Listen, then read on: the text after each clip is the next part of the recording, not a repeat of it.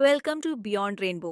आज हम सुनेंगे द एयर एपिसोड 29। वेयो ने चर्च में खड़े होकर कहा कि मैं वेयो वटितवानिच तुम्हें कैथरीन ब्लू डे लेना अपनी पत्नी के रूप में स्वीकार करती हूँ और वादा करती हूँ कि खुशी और गम में, बीमारी और सेहत में हमेशा तुम्हारे प्रति वफादार रहूंगी। तुम्हें प्यार और सम्मान दूंगी जब तक मौत हमें अलग न कर दे।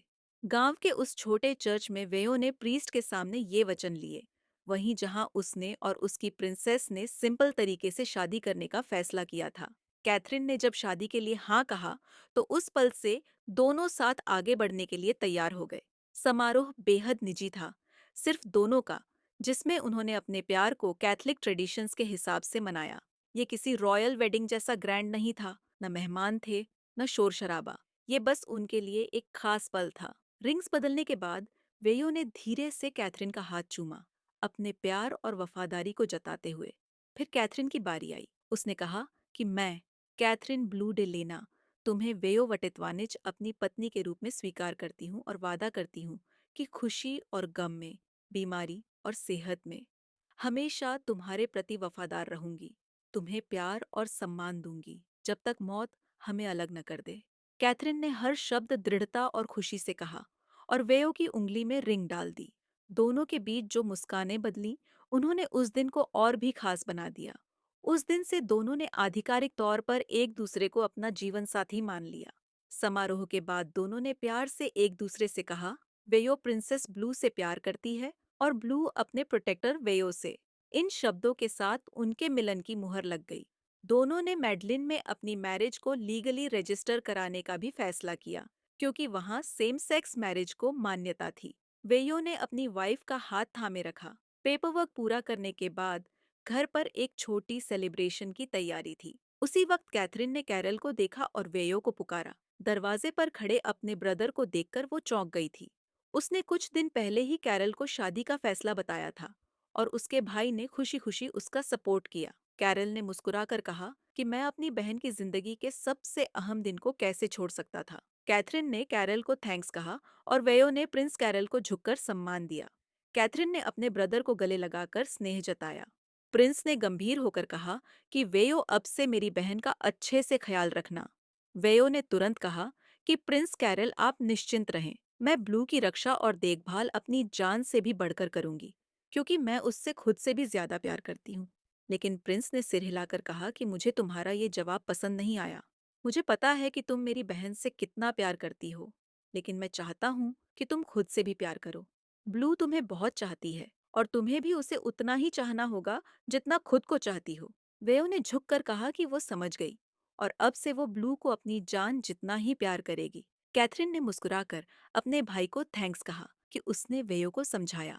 वो जानती थी कि उसका भाई सही कह रहा है। फिर कैरल ने कहा कि थाईलैंड जाने से पहले मेरे पास तुम्हारे लिए एक गिफ्ट है। कैथरीन ने चौंक कर पूछा, क्या गिफ्ट है कैरल? उसने डॉक्यूमेंट्स खोले, जिनमें ब्लू के नाम पर एक सेविंग्स बुक थी और उसमें मैडलिन करेंसी की काफी बड़ी रकम डिपॉजिट थी। ये उनके नए जीवन की शुरुआत या किसी बिजनेस में इन्वेस्ट करने के लिए काफी थी। कैथरीन ने पूछा, इतने पैसे किसके लिए हैं? कैरल ने बताया कि ये हमारे पिता का वेडिंग गिफ्ट है। वो चाहते हैं कि तुम्हें नई जिंदगी शुरू करने में कोई कठिनाई न हो। कैथरीन ने धीमी आवाज में पूछा कि क्या फादर ने मुझे माफ कर दिया है? कैरल ने थोड़ा दुखी होकर जवाब दिया कि अभी नहीं, लेकिन उसके पैलेस छोड़ने के बाद से वो शांत हो गए हैं।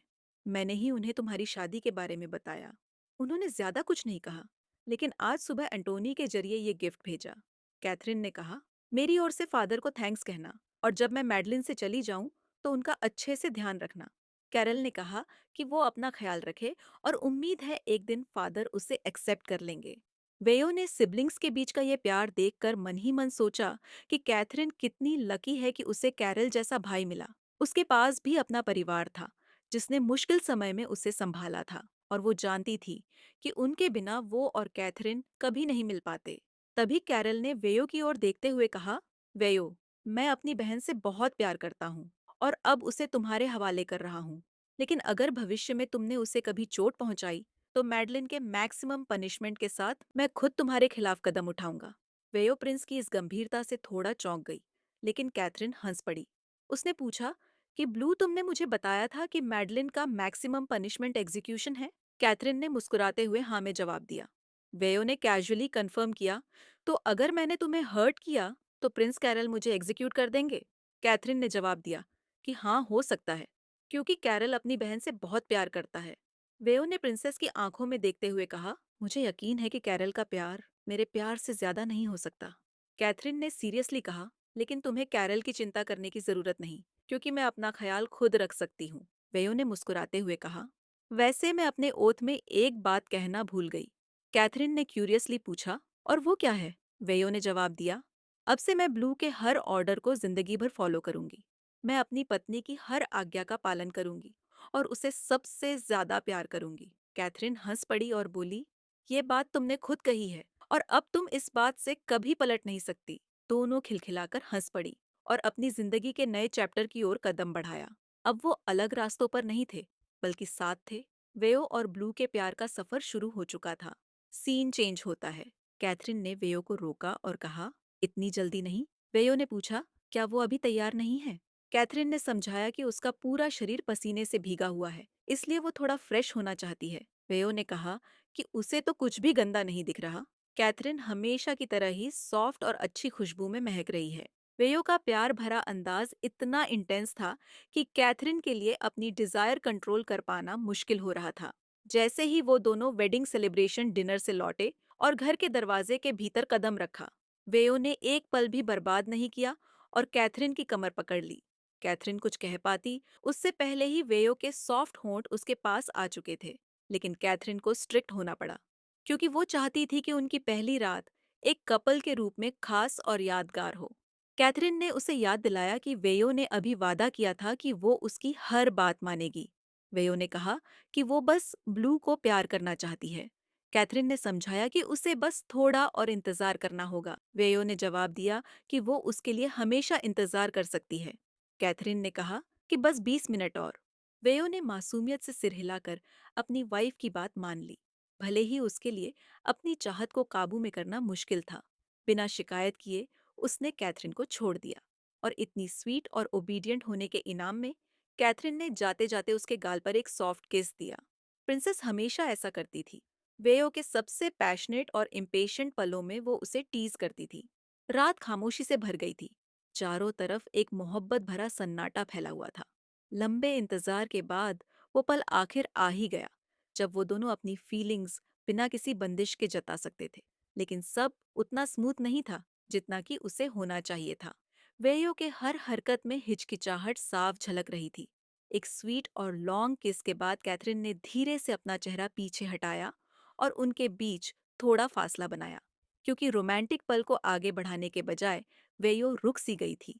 कैथरीन हैरान थी और समझ नहीं पा रही थी कि क्या गड़बड़ है। वेयो ने ब्लू की वाइट शर्ट के बटन खोलने की कोशिश की, लेकिन उसके हाथ बुरी तरह कांप रहे थे। कैथरीन पूरी तरह से कोऑपरेटिव थी, फिर भी वेयो की इनसिक्योरिटी बढ़ती जा रही थी और उसका कॉन्फिडेंस डगमगा रहा था। कैथरीन ने कहा कि अगर वेयो अभी रेडी नहीं है, तो कोई जबरदस्ती नहीं है। वेयो ने जवाब दिया कि ऐसा कुछ नहीं है, वो बस नर्वस है। प्यार और इंटीमेसी के मामले में वेयो बिल्कुल इनएक्सपीरियंस्ड इंसान की तरह घबराई हुई थी, जैसे कोई बिगिनर जिसे समझ ही ना हो कि आगे क्या करना है। कॉन्करर या प्लेयर की इमेज रखने के बावजूद असल में वो बहुत ट्रेडिशनल थी। उसके लिए प्यार कभी भी सिर्फ एक सुपरफिशियल चीज नहीं था। अपने पास्ट रिलेशनशिप्स में, जो कभी मैरिज तक नहीं पहुंचे, उनमें उसने खुद को किसी भी अनसर्टन सिचुएशन में पड़ने नहीं दिया। इसलिए सच तो ये था कि उसने आज तक किसी के साथ इंटीमेसी के उस स्टेज तक कभी कदम ही नहीं बढ़ाया था। ब्लू उसके लिए पहली और आखिरी थी, और क्योंकि वो वही प्रिंसेस थी जिसे वेयो इतना प्यार और एडमायर करती, जिस कारण इतने कीमती इंसान को छूने का ख्याल ही उसके दिल में गहरी चिंता और डर ले आया। जैसा कि उसने खुद कहा था, प्रिंसेस जैसी कोई इतनी अनमोल शख्सियत को वो कैसे दागदार कर सकती है। वो जानती थी कि कैथरीन ऐसा नहीं सोचती, फिर भी वो खुद को ऐसे ख्यालों से रोक नहीं पाई। उसके लिए उसकी प्रिंसेस इतनी प्योर थी कि वो उस पर अपना हक जताने की हिम्मत नहीं जुटा पा रही थी। कैथरीन ने पूछा कि क्या वेयो का कभी कोई एक्सपीरियंस नहीं रहा। वेयो ने कहा कि हाँ, उसकी कई गर्लफ्रेंड्स रही हैं, लेकिन उसका कोई भी रिलेशनशिप इस स्टेज तक कभी नहीं पहुंचा। ये सुनकर ब्लू एकदम हैरान रह गई। वेयो ने धीरे से कहा कि वो सच कह रही है, क्योंकि वो खुद को हमेशा सिर्फ अपनी वाइफ के लिए ही बचाकर रखना चाहती थी। कैथरीन ने वेयो के उस रिजर्व्ड और केयरफुल एक्सप्रेशन को देखा जो उसकी आउटवर्ड अपीयरेंस से बिल्कुल अलग थे। वेयो ने सीरियस होते हुए कहा कि भले ही उसके पहले रिलेशनशिप्स रहे हों, लेकिन इससे उसका कैथरीन के लिए प्यार जरा भी कम नहीं होता। कैथरीन ने कभी भी वेयो के पास्ट को उनके प्रेजेंट में इंटरफियर नहीं करने दिया, लेकिन अगर वही इंसान जिससे वो प्यार करती है ये इंसिस्ट करे कि उसने उसके अलावा किसी को उस हद तक कभी नहीं चाहा, तो वो बिना शक और सवाल के उस पर यकीन करेगी। वेयो ने माना कि एक्स गर्लफ्रेंड्स के साथ किसेस और हग्स जरूर हुए थे। इसी वजह से उसे लगता है कि वो ब्लू के लिए प्योर नहीं रही। ये सुनकर कैथरीन ने कन्फेस किया कि वो बहुत जेलस नेचर की है, और अगर वो किसी चीज पर अपना मार्क लगा दे तो इसका मतलब अब से वो चीज सिर्फ उसकी है। ये कहने के बाद वेयो की प्रिंसेस उसके पास आई और अपना हक जताते हुए एक किस के साथ उसके होठों पर अपना मार्क लगा दिया। बस इसलिए क्योंकि वेयो ने अनजाने में अपनी एक्स गर्लफ्रेंड्स का जिक्र कर दिया था, बिना किसी झगड़े का इरादा रखे, और कैथरीन ने अपनी जेलस नेचर को बड़े ही प्यारे अंदाज में एक्सेप्ट किया, वो बात जिसे वेयो पहले से ही जानती थी। उसी वक्त से जब वो दोनों उस प्राइवेट आइलैंड पर साथ रह रही थी, कैथरीन ने कहा कि वो वेयो के हर हिस्से पर अपना निशान लगाएगी। प्रिंसेस का इरादा जानने के बाद वेयो पूरी तरह डिटर्मिन्ड हो गई कि वो अपनी वाइफ की विश पूरी करेगी और अब बीच में नहीं रुकेगी। उनका किस दोबारा शुरू हुआ और इस बार शब्दों की कोई जरूरत नहीं थी। वेयो के हाथ जो पहले कांप रहे थे, अब कैथरीन के हर हिस्से पर धीरे धीरे गुजरने लगे थे। वो उसके नाजुक कर्व्स और शेप्स को महसूस कर रही थी। उसी तरह उनके होंठ भी एक दूसरे से दबे हुए थे और मानो दोनों जुनून भरे सुख में खोए जा रहे हों। पलक झपकते ही उनके प्यार की सारी रुकावटें जैसे मिट गई और कैथरीन की रजामंदी व साथ से दोनों पहले से भी ज्यादा करीब आ गए। अब वहां बस दो शरीर और दो दिल थे जो एक ही रिदम में धड़क रहे थे। इस पल में नोबिलिटी और टाइटल्स सिर्फ दुनिया की बनाई हुई बेकार चीज रह गई थी। उनके बीच अब न कोई हद बची थी, न कोई रुकावट, क्योंकि इस बार दोनों ही उन्हें पार करने के लिए तैयार थीं। शुरुआत में ये एहसास एक ठंडी हवा के झोंके जैसा था, सुकून और शांति देने वाला। लेकिन कुछ ही देर में वही एहसास एक इंटेंस हीट में बदल गया, जिसने मानो दोनों को पिघलाकर एक कर दिया हो।